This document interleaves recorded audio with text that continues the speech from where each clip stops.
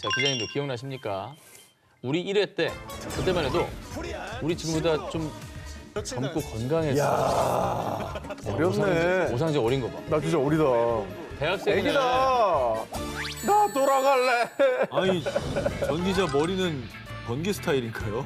근데 저 때부터 벤자민 버튼이고 저 때 더 늙어 보이는데. 네. 똑같네. 저 때는 30대였네. 40대 제가요? 40 넘어 나왔죠? 저 때도 부록이었어요? 피하고 싶어도 사실 피할 수 없는 게 노화입니다. 그죠. 그죠? 노화를 막을 수만 있으면 얼마나 좋겠어요. 아, 그 수많은 권력자들이 얼마나 그걸 막기 위해 노력했습니까? 진시황도 그렇고요. 하지만 늦출 수는 있죠. 그래요? 어허. 오늘 특집은 초심 특집 1탄입니다. 몸도 마음도 초심으로 돌아갈 수 있는 회춘 비법을 취재했습니다. 그런 게 있어요? 그렇습니다. 숨 쉬는 것만으로 젊어질 수 있다면 믿어지시겠습니까? 만인의 꿈인 회춘 비법, 바로 고압 산소 치료법입니다. 주로 일산화탄소 중독 환자, 잠수병 환자들, 운동선수들이 받는 치료법인데요. 고압 산소 장치 안에 들어가서 호흡기를 착용한 뒤 2기압에 100% 산소를 흡입하는 치료법입니다. 2020년 이스라엘 공동연구진은 만 64세 이상의 건강한 노인 35명을 대상으로 매일 90일간 고압 산소 치료를 진행한 결과 단순히 노화를 방지하는 것에 그치지 않고요. 회춘하는 효과를 확인했다고 합니다. 저 비용 어떻게 되나요? 비용. 비용이요? 네, 비용. 비용은 잠시 뒤에 알려드리겠습니다. 아니 근데 믿기질 않는데 네. 이게 어떤 원리인 거예요? 자, 원리를 설명해드릴게요. 회춘의 핵심 키는 바로 많이 들어보셨죠? 텔로미어. 이 텔로미어는 DNA 끝에 있는 입자로 노화가 진행될수록 텔로미어의 길이 역시 짧아집니다. 일명 세포 타이머라 불리는데요.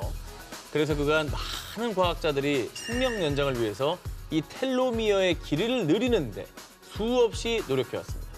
그런데 고압 산소 치료를 받은 노인들의 텔로미어 길이가 약 20%에서 최대 38%나 증가.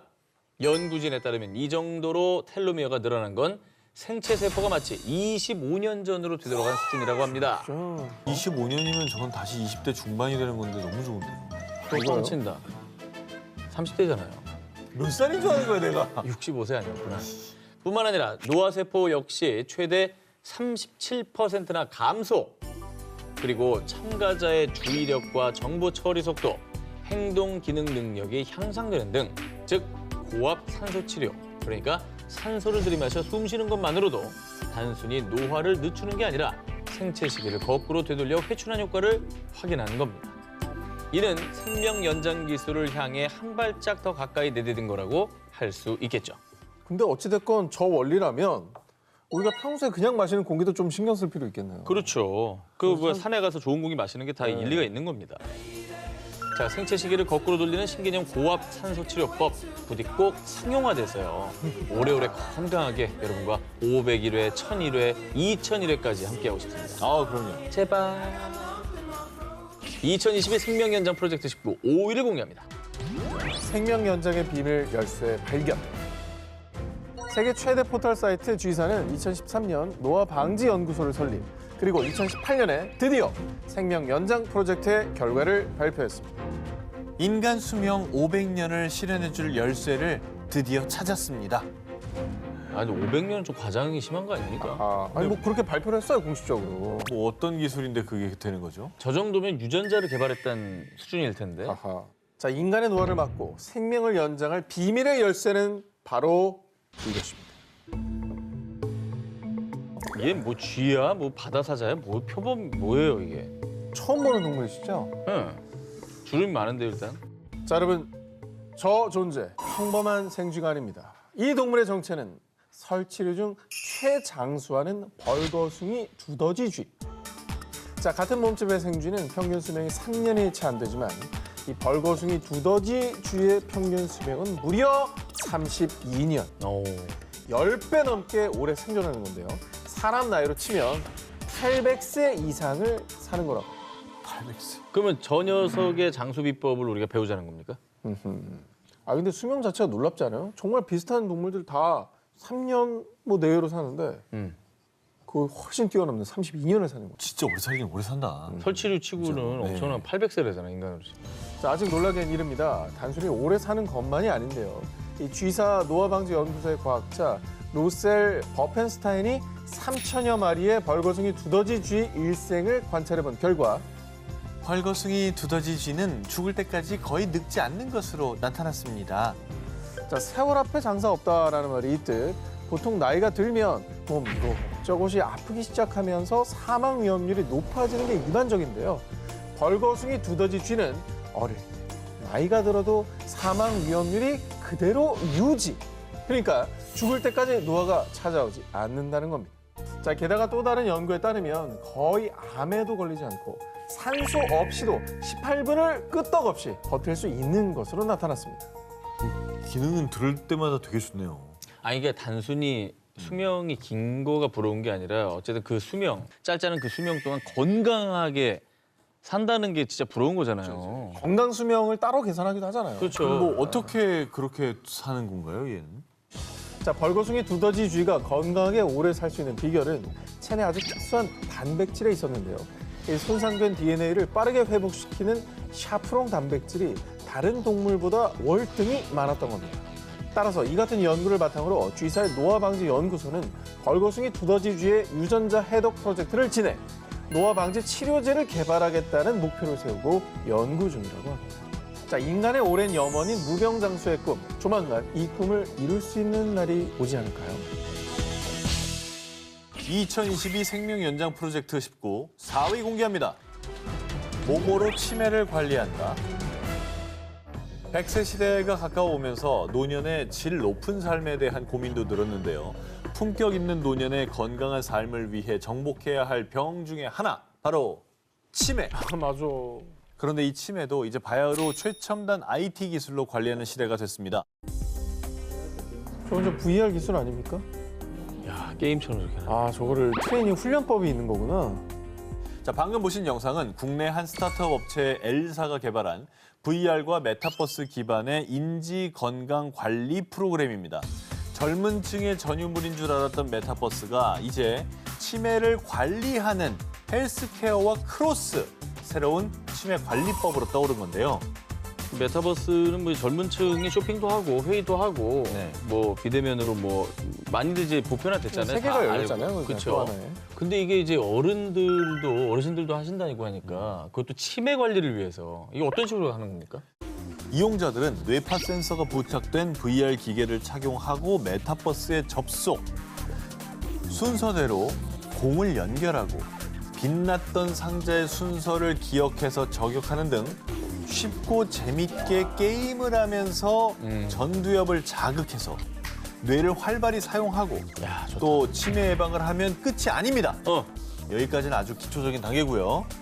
치매는 경도 인지 장애 단계부터 관리했을 때 20년 후에 치매 진행률을 80%나 낮출 수 있을 정도로 조기 발견이 중요합니다. 이용자가 게임을 하는 동안 뇌파 센서와 시선 추적 카메라가 이용자의 뇌파와 안구 운동을 포착해서 분석해서요. 기억력, 주의력을 포함한 인지 능력을 평가해서 보고서를 제공합니다. 아, 그런데 만약 인지 기능이 떨어진다? 혹시 치매가 의심된다? 그러면 병원 진료를 권유. 치매 조기 발견이 가능하게 된 겁니다. 치매는 정말 조기 발견이 제일 중요하다고 들었는데 그렇죠. 이거는 과학적으로 어떤 움직임을 판단해가지고 진단 내려주는 거잖아요. 실제로 뇌파를 측정한다고 하니까 엄청 정확하겠네요. 이거는 엄청나게 획기적인데? 그리고 이제 저 기계를 사용하는 사람이 많아지면 많아질수록 저 기계를 가진 회사에서는 데이터가 많이 쌓이니까 정확도 올라가고. 더 정밀하게 진단할 수가 있게 되겠죠. 메타버스를 이용한 치매 관리 프로그램은 한 통신사, 나아가 전국 치매 안심센터와 복지센터에 보급되고 있다고 합니다. 잘 활용해서 건강한 삶 지키시길 바랍니다. 아, 치매도 잡을 수 있겠네 이제. 2022 생명 연장 프로젝트 19 3위를 공개합니다. 안 돼. 한 가고. 한 가야 돼. 이건 가야 돼. 그렇지. 알츠하이머는 아직까지 확실한 치료제가 없습니다. 그래서 세계 각국에서 알츠하이머 치료제 개발을 위한 연구를 이어가고 있는데요. 그런데 2021년 12월 국내 연구진에 의해 약물 없이 알츠하이머를 치료할 수 있는 새로운 기술을 개발해서 기대를 모으고 있습니다. 정말요? 네, 아, 예방이 아니라 치료를 한다고. 치료. 핵심은 바로 초음파입니다. 오. 다들 뭐 허리 아플 때, 발목 삐었을 때 초음파 물리치료 받아보셨죠? 네. 많이 받으시잖아요. 네네. 그런데 이 초음파로 뇌를 자극해서 알츠하이머를 치료하는 겁니다. 아이, 말도 안 돼. 그 치료가 된다고요? 초음파로 치매 알츠하이머가 치료된다니까. 이건 약간 파격적이다. 안 믿겨져요. 됩니다. 알츠하이머는 독성 단백질인 아밀로이드 베타가 뇌 조직에 쌓이며 생기는 질환입니다. 초음파로 이 독성 물질 양을 약물 없이 감소시키는 겁니다. 연구진은 알츠하이머에 걸린 실험용 쥐의 뇌에 하루에 2시간씩 2주간 꾸준히 40Hz 주파수의 초음파로 자극했더니 생쥐의 뇌 안에 있는 아밀로이드 베타 수치가 감소했다고 밝혔는데요. 치매에 걸리면 뇌의 기능이 퇴화하잖아요. 그런데 이 초음파 치료법은 오히려 뇌파가 증가해서 뇌의 기능이 향상되는 데다가 부작용까지 거의 없다고 합니다. 부작용도 없어요? 없어요. 그치 뭐 건드리는 게 없는데. 와. 그러니까 원인 물질을 제거 딱 타겟팅해서 한다는 거잖아요. 그러네. 그동안 세계 곳곳에 많은 연구진이 뇌의 아밀로이드 베타 축적을 차단하는 치료제 개발을 위해 노력했습니다. 하지만 큰 진전을 보이지 못하는 상황이었는데요. 초음파 치료법은 약물 치료의 한계를 넘어선 비교적 안전한 치료법이에요. 임상적 활용 가능성이 매우 높습니다. 연구팀은 초음파 치료법을 알츠하이머 환자에게 임상시험을 거쳐 효능이 확인되면 빠른 시일 내에 활용될 수 있도록 추가 연구를 진행할 예정이라고 합니다. 2022 생명연장 프로젝트 19 2위를 공개합니다. 세계 최고 갑부의 불로장생의 꿈. 자, 여러분, 돈이 아무리 많아 몸이 아프고 단명하면 뭔 소용입니까? 안 되지. 아니, 무소불위의 권력자였던 진시황, 평생을 찾아 헤맨 불로장수의 꿈.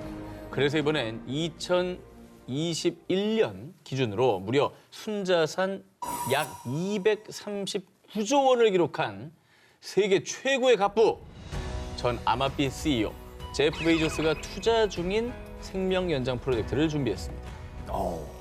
사실 뭐 죽을 때 돈 싸들고 가는 게 아니니까. 그럼요. 우리가 있을 때 좀 건강해야 되거든요. 맞습니다. 건강하게 오래 살아야죠. 오히려 저런 분들이 이제 투자를 하는 거잖아요. 그렇죠. 그것 때문에 좋은 기술과 의료 뭐 약물들이 나온다면 전 인류에 또 혜택이 되는 거니까 맞습니다. 너무 궁금하네요. 자, 우선 2021년 7월 제프 베이조스는 아마피 주주들에게 보낸 퇴임사에서 생명체가 죽음을 피해 움직이지 않으면 자율적인 존재로 더는 존재하지 않게 될 겁니다. 그러던 2021년 9월에 들려온 소식. 세계 최고 갑부의 관심사는 불로장생. 제프 베이조스 스타트업에 수백만 달러 투자. 제프 베이조스가 유전자 리프로그래밍 스타트업 알토스피스에 수십억 원을 투자했다는 것입니다. 유전자 리프로그래밍이 뭐예요? 자, 유전자 리프로그래밍은요, 쉽게 말해서 노화된 세포를 젊은 세포로 되돌리는 겁니다. 그러니까 제프 베이조스는 회춘하는 기술 연구에 투자한 겁니다. 또 20살로 돌아갈 수 있는 거예요? 그럼요. 바꾸면 돼요. 근데 죽음이라는 건 누구에게나 평등하게 다가오잖아요. 맞습니다. 예, 수명은 어쩔 수 없는 건데 근데 이거를 되돌린다.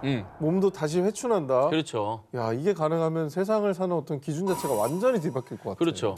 사실 20세기 중반만 해도 노화, 이 세포 변화는 되돌릴 수 없다고 여겼습니다. 그런데 2007년 일본 교토대 세포연구소 소장인 시냐 야마나카 박사가 유도 만능줄기 세포를 발견, 그 공로로 2012년 노벨 생리학 의학상까지 수상했습니다.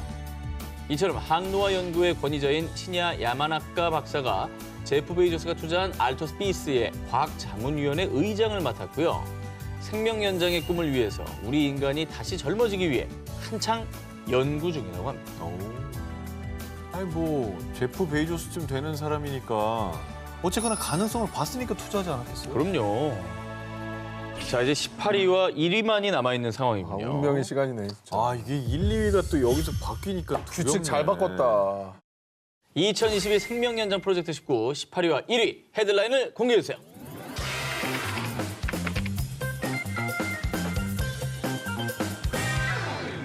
우리가 생명 연장을 꿈꾸는 가장 큰 이유 중에 하나가 죽음에 대한 두려움 때문이 아닐까 싶은데요. 그런데 지난 2016년 러시아 사업가 드미트리 이츠코프는 30년 내로 인간은 영원히 살 수 있게 될 거라고 100% 확신합니다. 그는 막대한 재산을 기반으로 2011년 신경과학자, 로봇 전문가, 인공조직 분야 전문가들과 함께 비영리 조직을 설립해 공상 영화에서나 볼 법한 프로젝트를 진행 중인데요. 그 프로젝트의 핵심은 2045년까지 인간의 인격과 정신, 두뇌 속의 데이터를 홀로그램 형식의 비생물적 기반에 옮겨 사람의 모습을 재현하는 겁니다. 쉽게 말해 인간의 신체는 노화에 사라지더라도 정신을 가상 신체에 업로드, 영생하는 겁니다. 그거죠. 유발 하랄이라는 유명한 이제 그 미래학자가 호모 데우스라는 그런 책에서 언급한 건데 뇌를 다운로드 받아서 데이터 형식으로 만든다는 얘기를 했어요. 근데 어찌됐건 뭐 설명은 이게 뭐 가능한 겁니까? 이 프로젝트는 뇌도 컴퓨터와 같은 방식이라는 전제를 바탕으로 하는데요. 사람의 행동은 뇌가 신체 여러 곳으로부터 받은 감각 데이터를 계산한 결과물이라는 겁니다. 컴퓨터로 업로드한 뇌의 메모리가 로봇을 움직이게 할 수 있다는 거죠.